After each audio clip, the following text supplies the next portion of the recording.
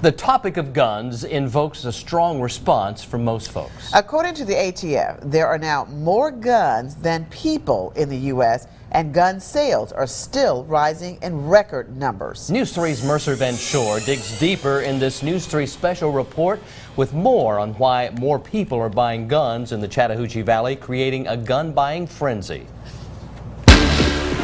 My husband got me a Ruger, had it painted pink, and my name was engraved on it. I've never felt safer. Haven't seen that gun, but it looks good. I carry a small slimline that fits anywhere.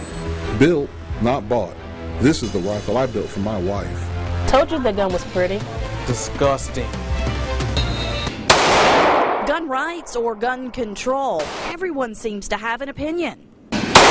But it's a fact, gun sales are shooting up. Some stores report their sales are bigger than ever, and women now make up the fastest growing demographic. So why the increase? I feel afraid. For the first time in my life, I feel afraid. Carol Martin never held a gun before, but now she's a part of this gun safety class at the Lee County Sheriff's Office. She feels President Obama has been weak on ISIS and feels the president may take away her gun rights. My rights have been stepped on as an American. I feel like it's up to me to take care of myself. I don't feel like I can trust our government any longer. Gun safety classes at businesses are filling up, so much so that they're a long waiting list. And area law enforcement, they're picking up on the need too. Well, I don't think I've seen quite the interest in firearms at the level that we currently are seeing. Lee County Sheriff Jay Jones is seeing a jump in attendance at his gun safety classes, as well as an increase in concealed weapons permits.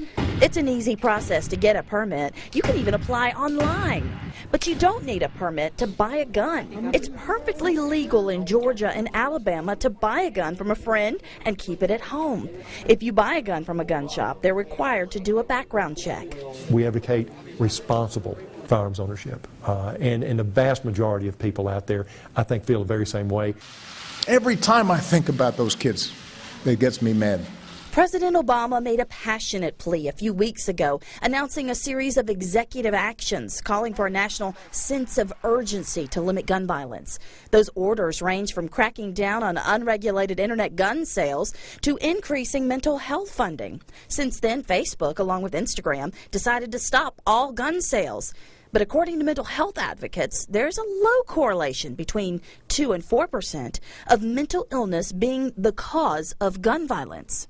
We associate the two to the point that we stigmatize people with mental illness, and that's the opposite of what we need to be doing. Waynick suggests looking at a past history of violence is a better indicator of future violence. He says there is a correlation with men, the economy or the ability or inability to work, and with drug and alcohol abuse. I think if we're going to spend mental health dollars to address gun violence, that's a good place to put a lot of that money. On your side, Mercer Van Shore, WRBL News 3.